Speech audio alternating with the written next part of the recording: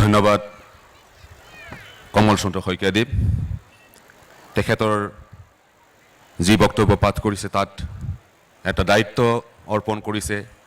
অসমীয়া জাতিৰ যি সাহিত্যৰ ভাণ্ডাৰ, অসমীয়া জাতিৰ যি বুৰঞ্জীৰ ভাণ্ডাৰ, অসমীয়া জাতিৰ যি সভ্যতা ঐতিহ্য, এই সকলোখিনি আমাৰ নতুন প্ৰজন্মক ওচৰত দায়িত্ব অৰ্পণ কৰা হৈছে। যি নতুন প্ৰজন্মই আজি ছাত্ৰ ছাত্ৰী, কালি নাগৰিক, কালি তেখেতসকলেই তেওঁলোকে এদিন অসমীয়া সাহিত্য, অসমীয়া সংস্কৃতি, অসমীয়া কৃষ্টি, অসমীয়াৰ জনজীৱনক আগবঢ়াই লৈ যাব লাগিব। গতিকে কমল সুন্দৰ শইকীয়াদেৱলৈ মই ধন্যবাদ জ্ঞাপন কৰিছোঁ। আৰু আমি অপেক্ষা কৰি থকা যিটো মুহূৰ্ত, সেই মুহূৰ্তলৈ আমি আগবাঢ়িব খুজিছোঁ। আমি অপেক্ষা কৰি থকা সেই মুহূৰ্তটি হৈছে অ' মোৰ আপোনাৰ দেশ সমন্বয় যাত্ৰা।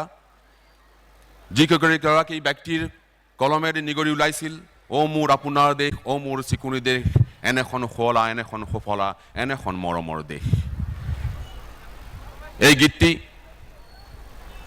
এই অনুষ্ঠানতেই, এই মঞ্চতেই আজি 29টা ভাষাত, খিলঞ্জীয়া, ৰাষ্ট্ৰীয় আৰু আন্তঃৰাষ্ট্ৰীয় ভাষাত পৰিৱেশিত হ'ব।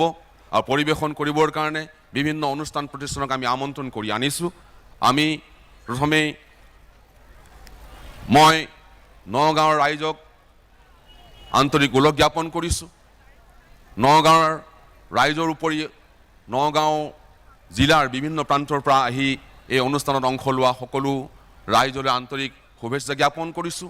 আৰু শুভেচ্ছা জ্ঞাপন কৰিছোঁ যিসকল ব্যক্তিয়ে অসমৰ বিভিন্ন প্ৰান্তৰ পৰা আহি এই অনুষ্ঠানত যোগদান কৰিছে, অতিথি হিচাপে হওক বা গীত পৰিৱেশন কৰিবলৈ শিল্পী কলাকুশলী হিচাপেই হওক, এই সকলোলৈ মই আন্তৰিক শলাগ, আন্তৰিক মৰম স্নেহ জ্ঞাপন কৰিছোঁ। আৰু এই মৰম স্নেহ জ্ঞাপন কৰিছোঁ নগাঁৱৰ বাহিৰৰ পৰা অহা সেইসকল ব্যক্তিক নগঞা ৰাইজৰ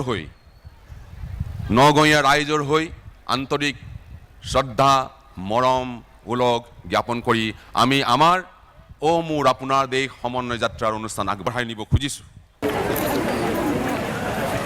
দৰ্শক শ্ৰোতাৰ কেনেকৈ জনাইছোঁ, আমি যেতিয়া 29টা ভাষাত এই পৰিৱেশন কৰা হ'ব, যাতে প্ৰতিবাৰে আপোনালোকে থিয় হ'ব নালাগে, আপোনালোকে বহি কিন্তু উপভোগ কৰিব। আৰু এটা কথা ক'ব খুজিছোঁ, যিসকল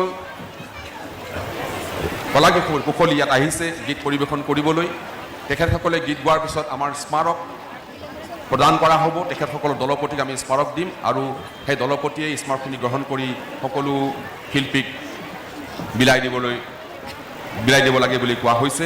গতিকে মই অনুৰোধ কৰিছোঁ যিসকল দলপতি আছে, দলপতিয়ে উদ্যোক্তাসকলক লগ ধৰি স্মাৰকসমূহ গ্ৰহণ কৰিব।